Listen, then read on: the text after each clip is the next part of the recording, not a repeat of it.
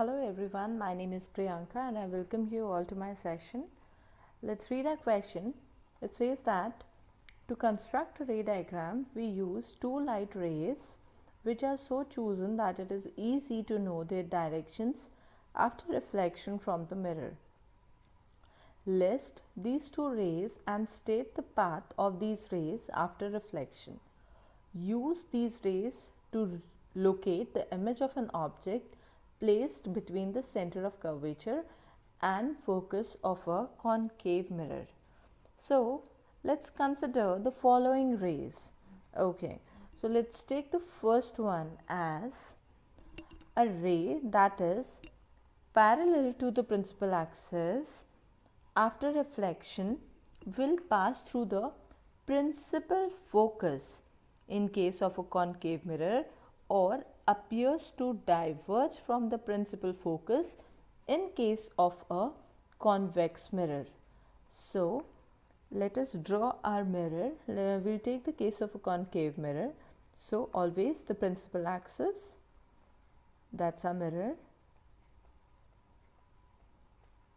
So if we are telling that this is the focus, and if a ray is coming parallel to the principal axis, after reflection it will pass through the focus.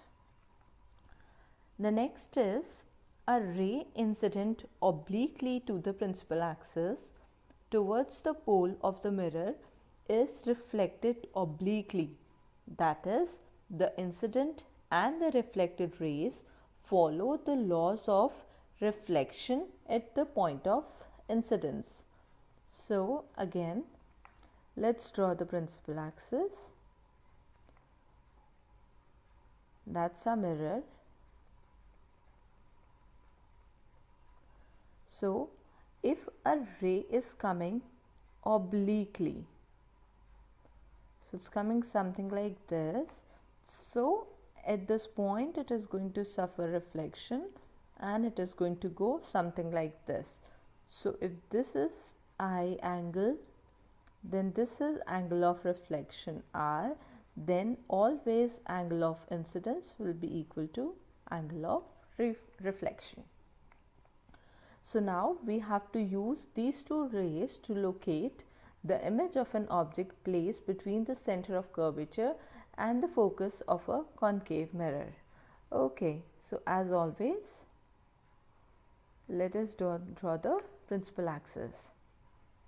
This is our concave mirror.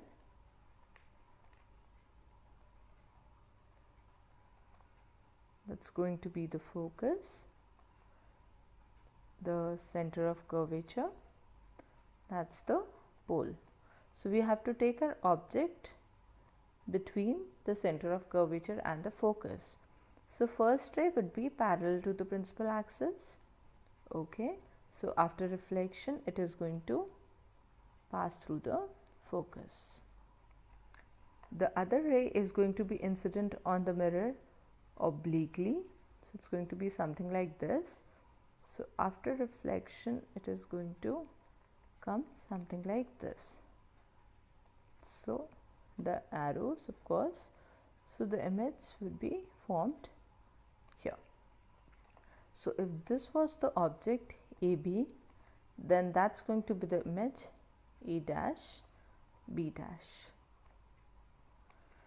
So we can see here that a magnified